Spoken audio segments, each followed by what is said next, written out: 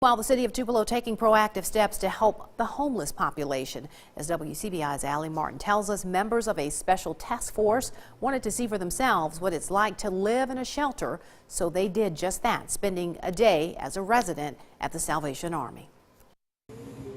Hannah Meharry was settling in for the evening at the Salvation Army's community center when she realized she forgot to bring a pillow. A few feet away, another resident who also sought shelter from the cold heard about Hannah's predicament and gave up her own pillow. It's very important to share things with people that, in need.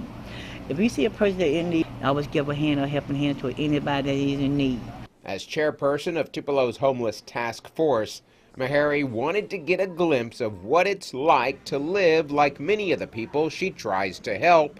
So when the Salvation Army organized the first 24 hours of homelessness, Meharry was all in. It was important for me to participate because before I assume that I know what's best for someone, especially in their homeless situation, I kind of want to walk the walk. I kind of want to talk the talk. I kind of want to see what the reality is. Meharry, along with two other city employees, took on different identities, signed in for the evening, consenting to background checks for the 24 Hours of Homelessness initiative.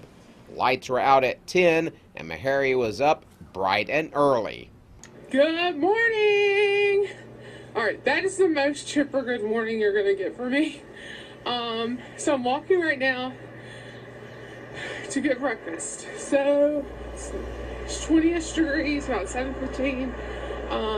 I slept okay last night. They got us about 6:15, 6 o'clock. We had to get out of the building, and I had to decide what I'm going to do now. Meharry ended up eating at Burger King because the daily free breakfast known as Saints Brew was canceled because of a maintenance issue at the host church.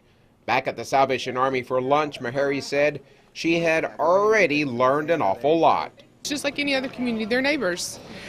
Even though they don't have a home, they don't have a house, they are still neighbors. This is a community, and this community is a part of our larger community, and that's what we really need to, I think, remember and understand. The Salvation Army will host another 24 hours of homelessness this summer, and they're hoping for more involvement from people throughout the community. In Tupelo, I'm Allie Martin, WCBI News.